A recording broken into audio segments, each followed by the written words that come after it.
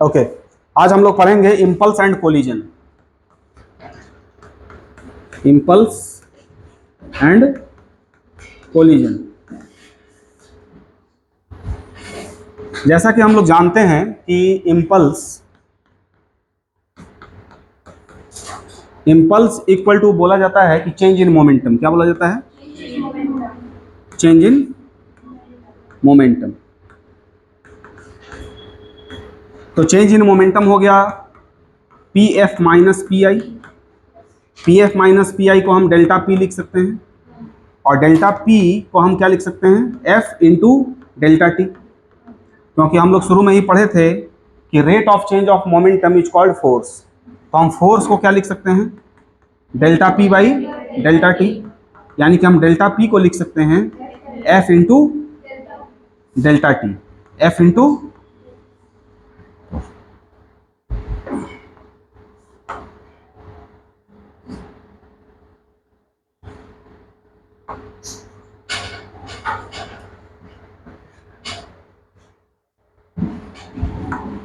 F into delta T.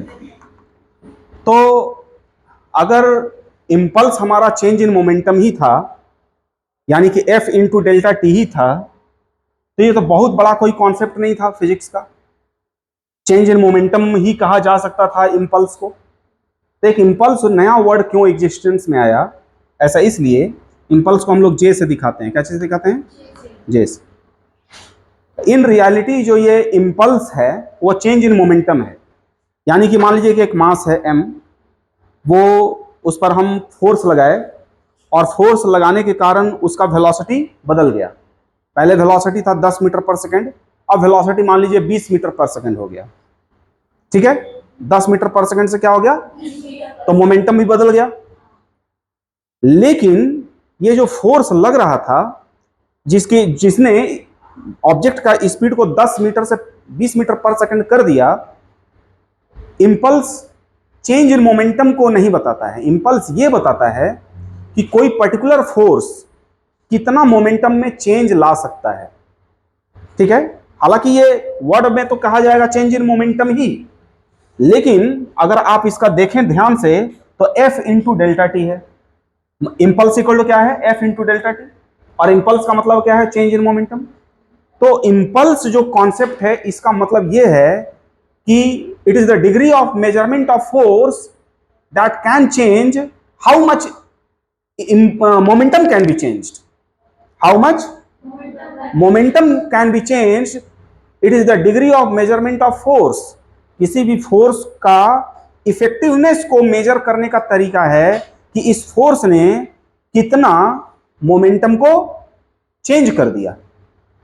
ठीक है, और यहां पर प्राय यह भी देखा जाता है कि ये जो डेल्टा टी रहता है वो बहुत ही छोटा होता है। यानी बहुत कम टाइम इंटरवल में किसी चीज का मोमेंटम में कितना चेंज आ गया, ये बताता है इंपल्स। जैसे इसका एग्जांपल लें अगर, तो एक बॉल उधर से आ रही है बैट्समैन के पास, और बैट्समैन ने उसको माइक्रो सेकंड में उसका डायरेक्शन उधर कर दिया। यानी बॉल आ रही थी इधर से बॉलर के द्वारा, और बैट्समैन ने उसे ऐसा मारा कि बॉल इधर से आ रहा था, अब जा रहा है किधर से? इधर से। कितना देर में यह हुआ है?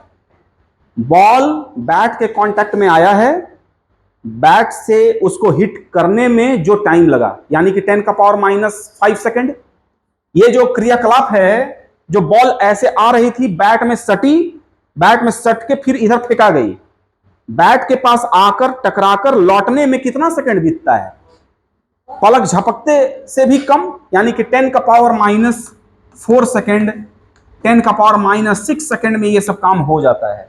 यानी कि यहां पर जो डेल्टा टी है, that delta T is a time interval, but ये टाइम इंटरवल बहुत बड़ा टाइम इंटरवल नहीं है। अरे बात सुनिए, और उस छोटे से टाइम इंटरवल में फोर्स बॉल पर लगा, और बॉल का मोमेंटम क्या कर दिया? उसने चेंज कर दिया। आ रहा था इधर से m इंटू भी, अब जा रहा है इधर m इंटू भी। यानी चेंज इन मोमेंटम आप देखिएगा तो 2 गुना हो जाएगा इतना ही छोटा टाइम में। कैसे वो दिखाते हैं, मान लीजिए ये इतना आप लोग समझे। इसको और अगर देखा जाए तो J equal to F delta T, या फिर इसको आप ऐसे भी लिख सकते हैं, F D T 0 to T. ठीक है, अगर इंटीग्रेशन के रूप में लिखिएगा तो क्या लिखिएगा, F into D T, delta T को क्या लिख दीजिए, डी टी, और इंटीग्रेशन कहां से कहां तक कर दीजिए, 0 से लेकर टी तक।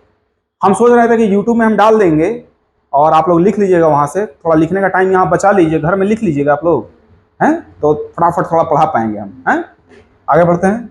या फिर इसका तो पीडीएफ भी जो है वो चला जाता है ना बच्चों पर, तो एकदम यही पेज आपको भेज देंगे हम, अभी आप लोग सिखा दीजिएगा कैसे जाएगा ये।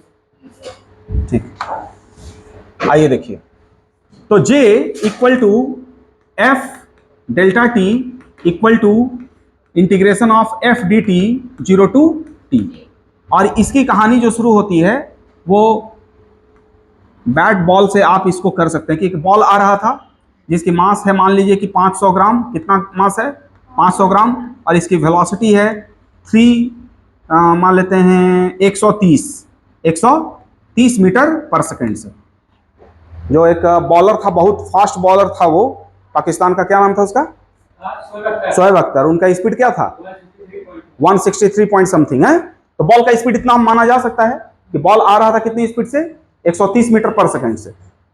बॉल आता है, बैट्समैन अपना बैट को पकड़े हुए है, और बॉल टकराने के बाद इधर जाने लगता है।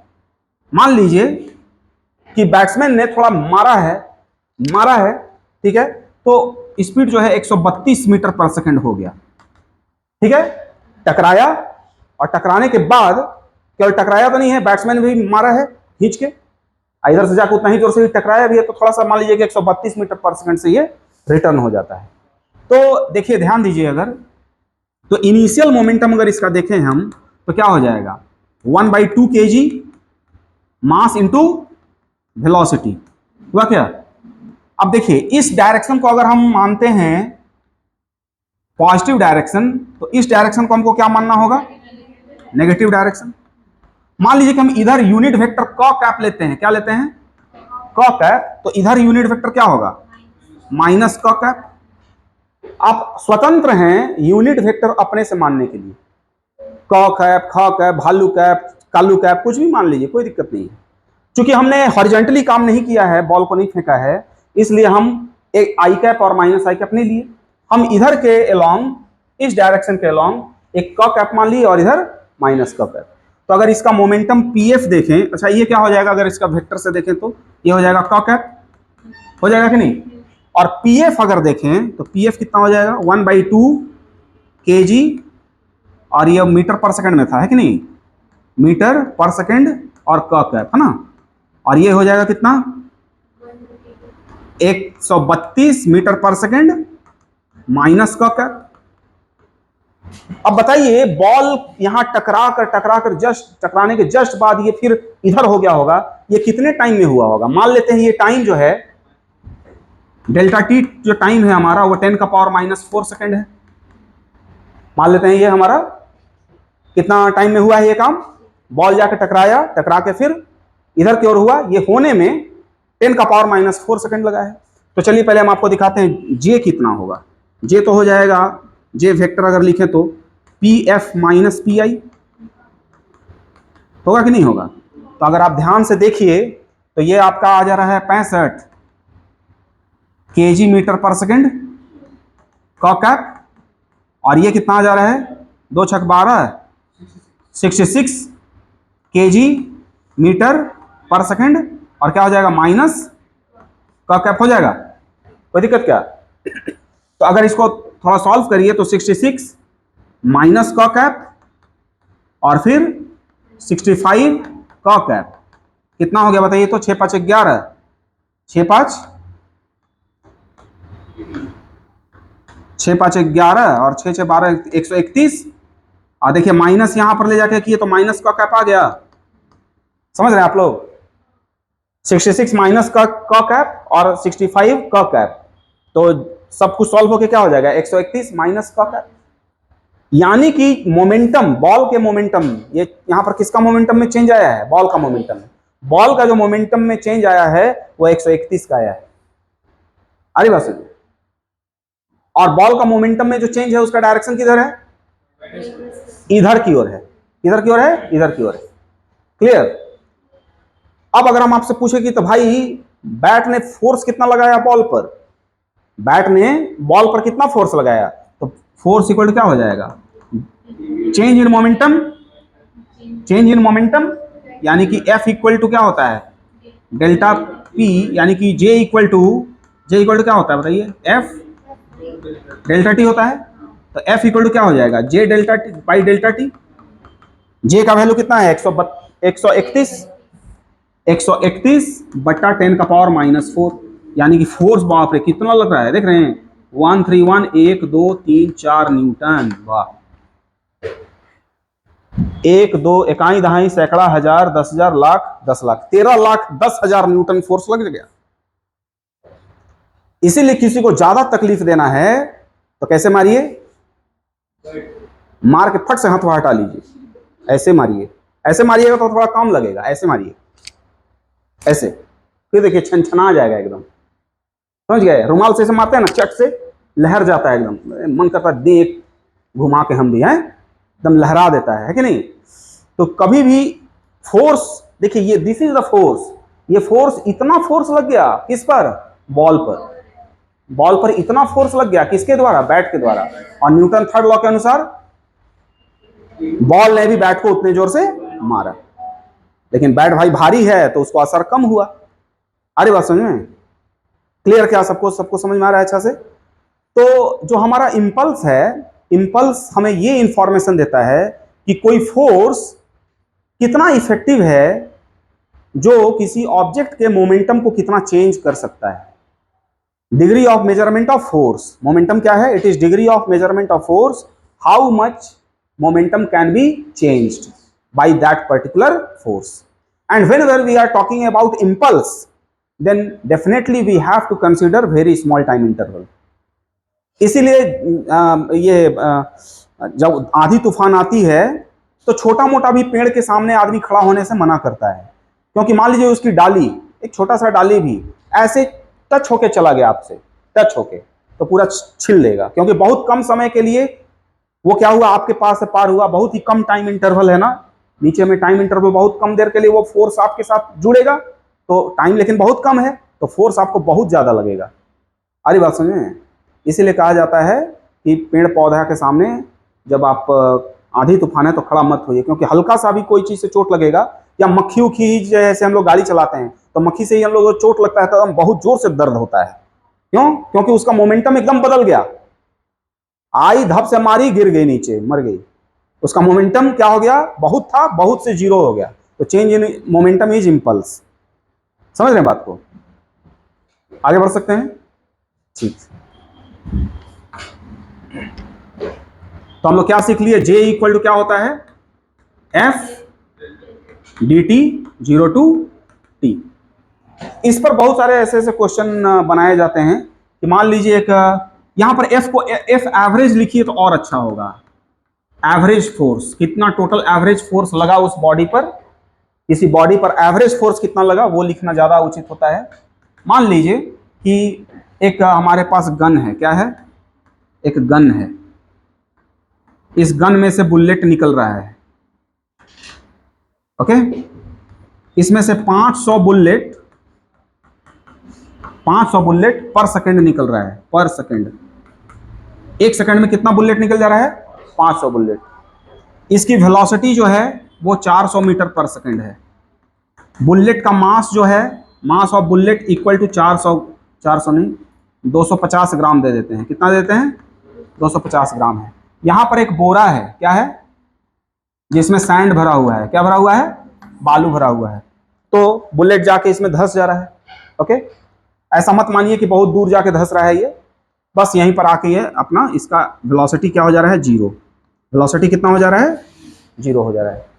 हम आपसे पूछें कि एक सेकंड में, क्वेश्चन है जल्दी से बनाइएगा, how much impulse is imparted, लिखिए, how much impulse is imparted in 1 second, how much impulse is imparted in 1 second, and also find how much force is applied by bullet on the bora, how much impulse is imparted in 1 second and how much force is imparted on sand, जल्दी से बनाइए तो।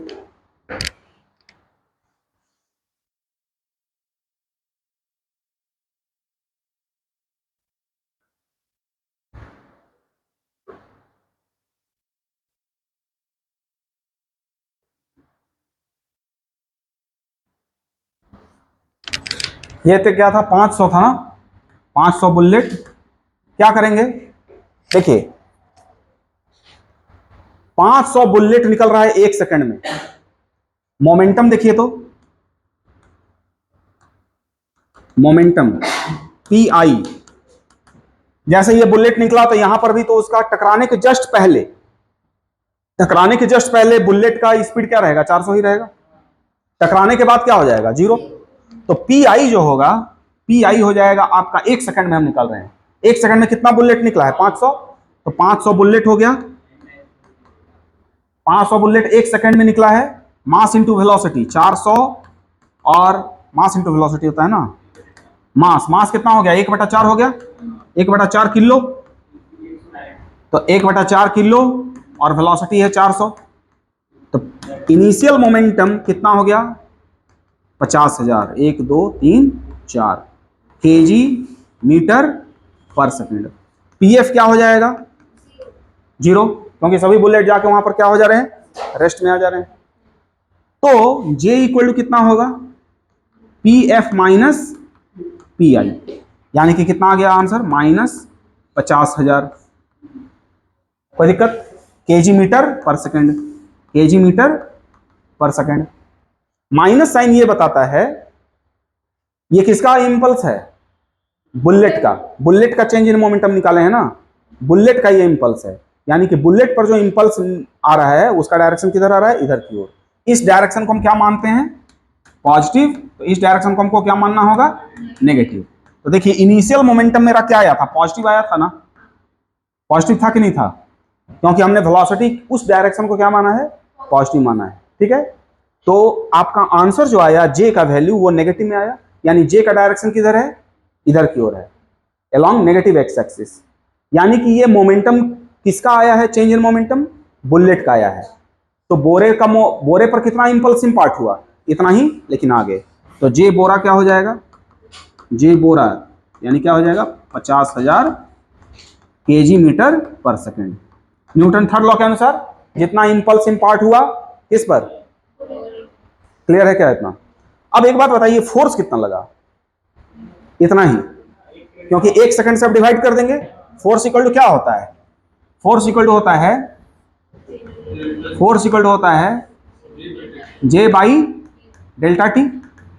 तो जे का value आया है 50,000, और कितना टाइम में ये हुआ है, 1 सेकंड में। तो आंसर यही हो गया। कोई दिक्कत क्या किसी को, सबको समझ में आ रहा है, आगे बढ़ सकते हैं, ठीक है। चलिए, तो इतना समझ गए आप लोग।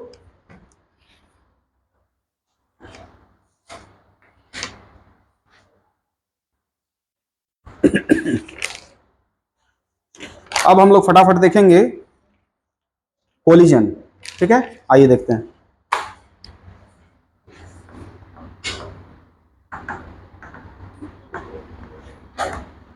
कोलिजन को 2 भागों में बांटा गया है on the basis of orientation of collision.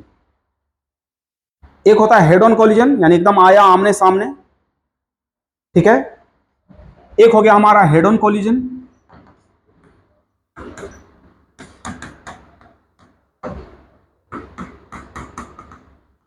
और दूसरा हो गया ऑब्लिक कोलिजन, ऑब्लिक कोलिजन।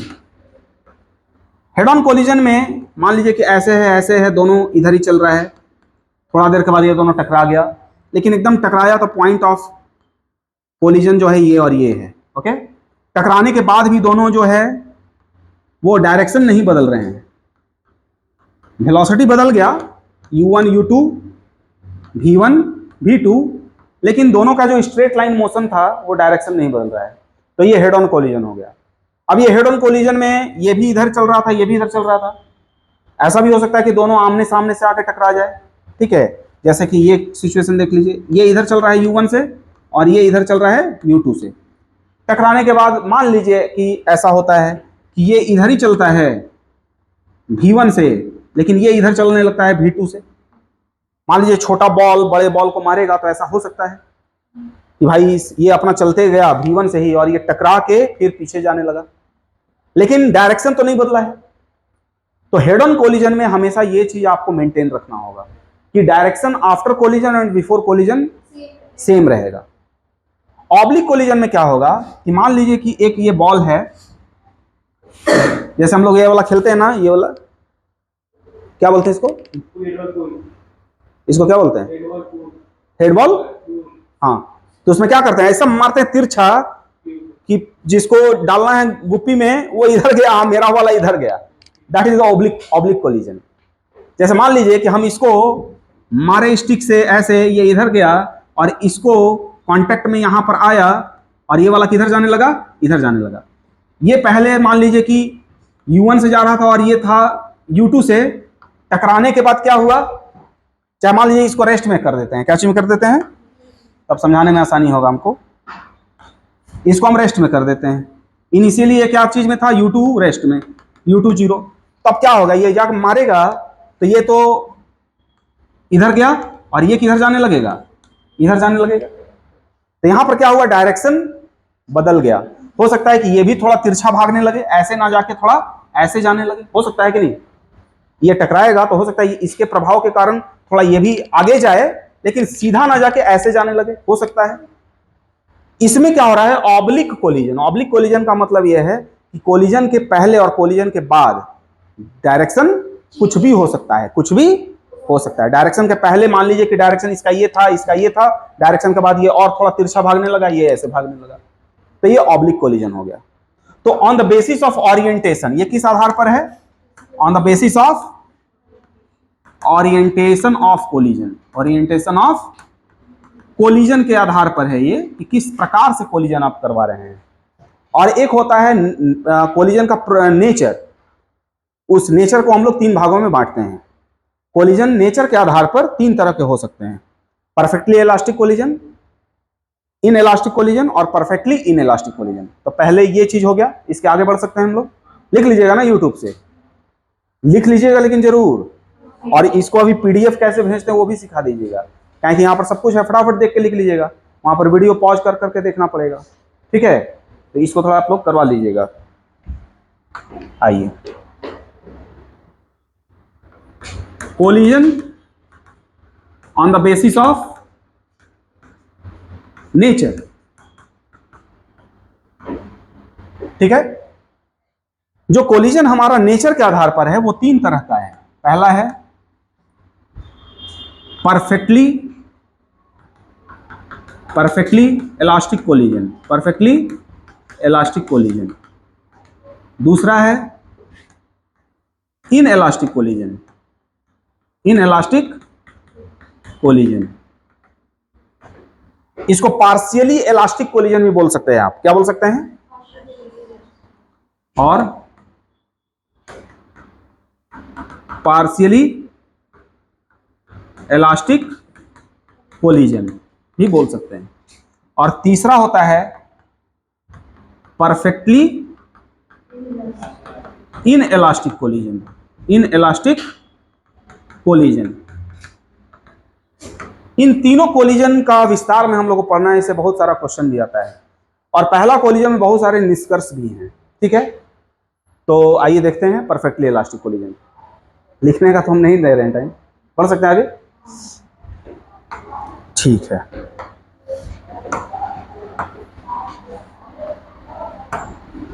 चलिए यहां से शुरू करते हैं। वीडियो में पूरा आ रहा है, ऊपर का आ रहा है, परफेक्टली इलास्टिक कोलिजन। देखिए रिजल्ट करना है तो थोड़ा स्मार्टली काम करना होगा हम लोग को, याद रखिएगा। अच्छा रिजल्ट ऐसे ही नहीं हो जाता है, गुरु और शिष्य दोनों को लगना पड़ता है, तब जाके अच्छा रिजल्ट होता है। और सबसे पहला एक गुण लाइए अपने अंदर में, आज्ञाकारी बनिए। क्या बनिए, ओबीडिएंट। यही आपको बना देगा, क्योंकि हम अगर यहाँ पर खड़े होकर पढ़ा रहे हैं या कोई टीचर पढ़ा रहा है ये कह के कि रिजल्ट कराना है, तो वो भी तो समर्पित है ना कहीं ना कहीं। दिल से, आत्मा से, है कि नहीं? तो अब आप लोग को सिर्फ ये करना है कि आप लोग को आज्ञाकारी बनना है। सर बोल रहे हैं लिख लीजिएगा तो लिख लीजिएगा, सर बोले क्वेश्चन बना के इतना लाना है तो लाना है। अब हम लोग काम थोड़ा सा बहुत ही सीरियसली करेंगे, ठीक है? एकदम आप लोग एब्सेंट नहीं करिएगा थोड़ा भी, एक दिन भी, और बहुत ही अच्छे से हम लोग को काम करना है, ठीक है?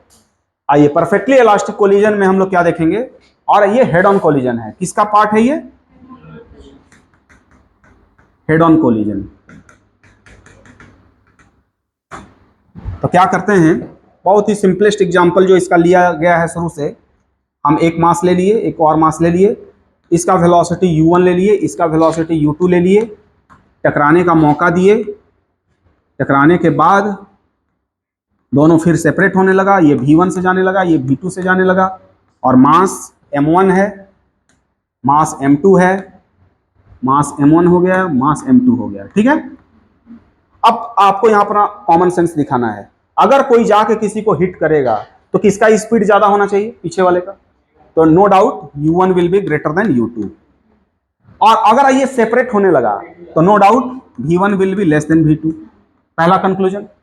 दूसरा कंक्लूजन, परफेक्टली इलास्टिक कोलिजन का क्या कॉन्सेप्ट है, कॉन्सेप्ट अब बताने जा रहे हैं। ये तो हमारा कॉमन सेंस होना चाहिए कि भाई पीछे वाला आगे वाले को मारता है अगर, यानी पीछे वाला का स्पीड ज्यादा होना चाहिए, और अगर फिर अलग अलग हो रहा है यानी कि आगे वाला का स्पीड ज्यादा होना चाहिए, पीछे वाला का कम। ये तो कॉमन सेंस है। लाइए, कंक्लूजन क्या है? कंक्लूजन क्या है किसका? परफेक्टली इलास्टिक कोलिजन का। के ई आई इक्वल टू के ई एफ। सिस्टम का काइनेटिक एनर्जी जो पहले था वही बाद में होगा। ये शर्त है किसका? परफेक्टली इलास्टिक कोलिजन का। तो के ई आई क्या है भाई, हम लिख देता हूं यहां पर। के ई आई क्या है? Half m1 u1 square plus half m2 u2 square. और के ई एफ क्या है? Half m1 v1 square plus half m2 v2 square, ठीक है?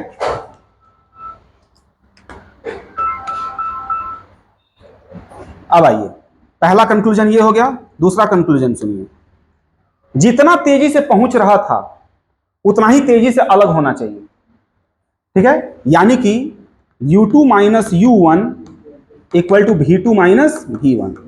आइए समझते हैं इसको। मान लीजिए कि इसी को एक एग्जांपल के रूप से समझिए ना। जैसे u2 मान लीजिए, u2 मेरा था कितना? u2 था मेरा, अच्छा वेलोसिटी ऑफ, उल्टा लिख दिए, थोड़ा उल्टा नहीं लिख दिए इसको। u1 minus u2 equal to v2 minus v1। बस यहां मान लीजिए u1 हमारा था 15 यूनिट मीटर पर सेकंड और u2 था 5। आंसर कितना आया? 10 मीटर पर सेकंड। 10 मीटर पर सेकंड से क्या हो रहा था, ये इसको चेंज कर रहा था। एक बार आकर मार दिया, अब अलग हो गया। तो मान लीजिए कि ये हो गया 20 मान लीजिए, और ये हो गया, इसको क्या होना पड़ेगा? 20 नहीं करते हैं, कुछ ऐसा डेटा लेते हैं जिससे, मान लीजिए इसका हो गया 25 मान लीजिए, और इसका हो गया आपका 15। तो अब v2 माइनस v1 कितना आ जाएगा? 25 माइनस 15, वो भी 10 आया। देखो बच्चा लोग, यहां पर समझने वाला बात क्या क्या है, ये है पहुंचने की स्पीड, वेलोसिटी ऑफ अप्रोच। इसको क्या बोलते हैं हम लोग? इसको क्या बोलते हैं? Velocity of approach. और इसको क्या बोलते हैं? कितना तेजी से अलग हो रहा है, वेलोसिटी ऑफ सेपरेशन। अरे बात समझ में? तो velocity of approach should be equal to velocity of separation. ये कंडीशन है किसका? परफेक्टली इलास्टिक कोलिजन का, ठीक है? तीसरा कंडीशन होता है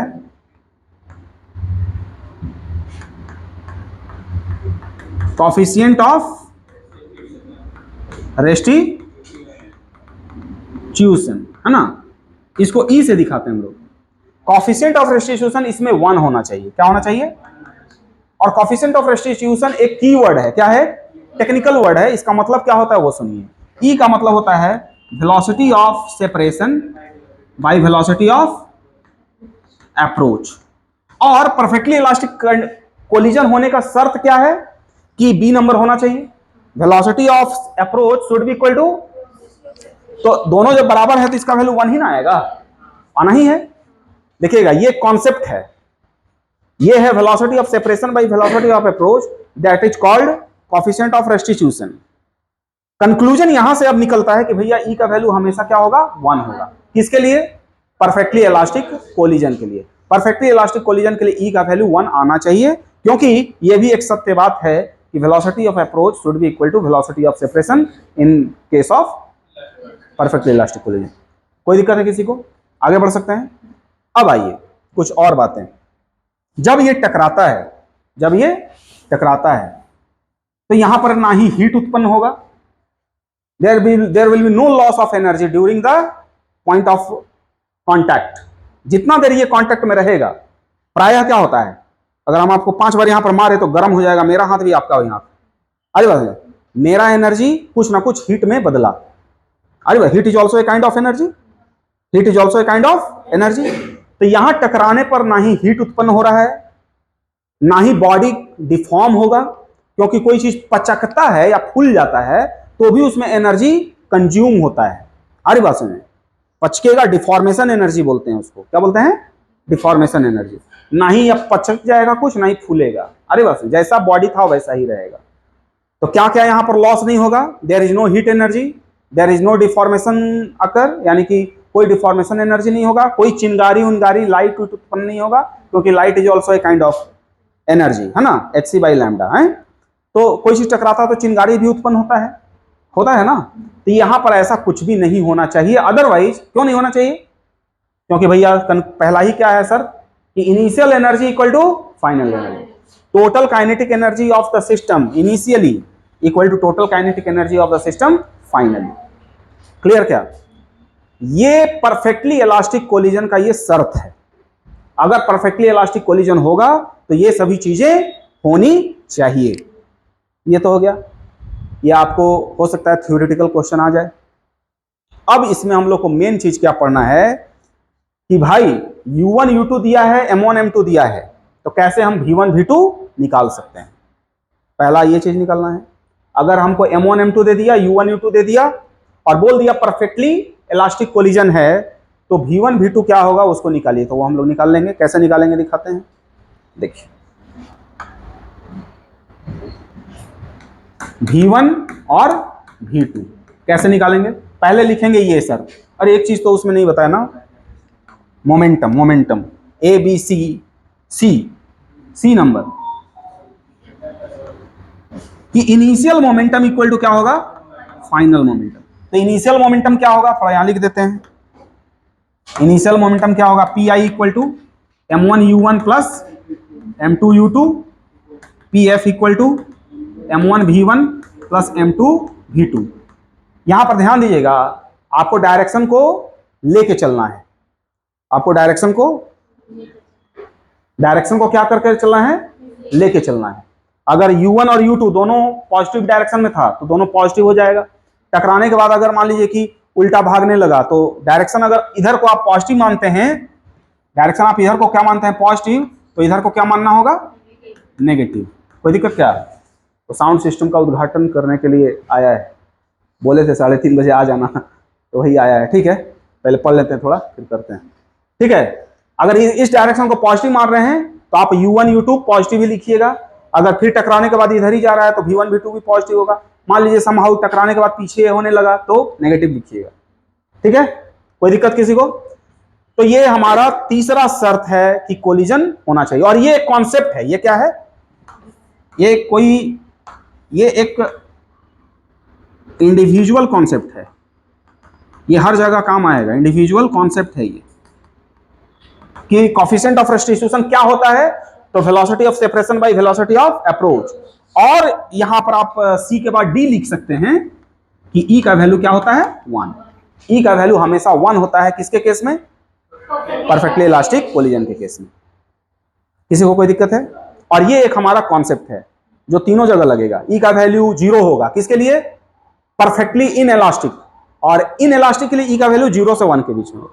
ठीक है, तो ये एक कॉन्सेप्ट है और हमारा ABCD शर्त है क्या चीज होने के लिए, परफेक्टली इलास्टिक कोलिजन होने के लिए।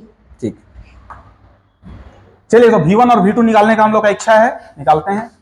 तो सबसे पहले लगाएंगे कॉन्सेप्ट कि भाई परफेक्टली इलास्टिक कोलिजन में पी आई इक्वल टू क्या होना मांगता है, पी एफ। तो मैं लिख देता हूं M1U1 plus M2U2 equal to M1V1 plus M2V2। ये एक हमारे पास इक्वेशन आ गया। दूसरा मेरे पास इक्वेशन एक काइनेटिक एनर्जी का है, लेकिन उसको लगाने पर हम फंस जाएंगे। क्या हो जाएंगे, बहुत लंबा चौड़ा हो जाएगा। V1 V2 निकालना है तो क्यों ना हम इसको लगा लें। E इक्वल टू क्या होगा 1, किसके लिए, परफेक्टली इलास्टिक कोलिजन के लिए। तो velocity of separation V2 minus V1 divided by U1 minus U2 equal to 1। तो V2 minus V1 equal to U1 minus U2। तो हम लोग को मान लीजिए कि चलिए इंटरेस्ट है V2 को इधर लिख देते हैं, V2 plus equal to V1 plus U1 minus U2। अब V2 का वैल्यू हम डाल देते हैं इक्वेशन 1 में, डाले ना, तो लिख देता हूं मैं M1U1 plus M2U2 equal to M1 V1 plus M2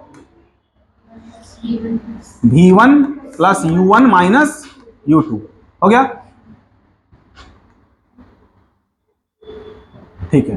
अब आप V1 पर फोकस करिए, और क्या, M1U1 plus M2U2 equal to, देखिए M1 V1 M2 V1 plus M2 U1 minus U2 लिख दें। कोई दिक्कत है क्या किसी को? M2 को V1 से गुना किए और U1 माइनस U2 को एक साथ लेके M2 के साथ गुना कर दिए, नो प्रॉब्लम। हम लोग को इंटरेस्ट है V1 में, चलिए काम करते हैं। V1 कॉमन ले लिए, M1 प्लस M2 आ गया इक्वल टू, इसको इधर भेजे, M1 U1 plus M2 U2 minus M2 U1 minus U2 V1 M1 plus M2 equal to, देखिएगा ध्यान दीजिएगा, M2 U2 माइनस और माइनस प्लस हो गया, और M2 U2 पहले से था तो 2 M2 U2 हो गया, और M2 U1 और M1 U1 यानी कि मैं कॉमन ले सकता हूं M1 minus M2 U1 plus 2 M2 U2, इसलिए V1 मेरे पास आ गया कितना, V1 कितना आ गया बताइए, V1 आ गया हमारे पास M1 माइनस M2 U1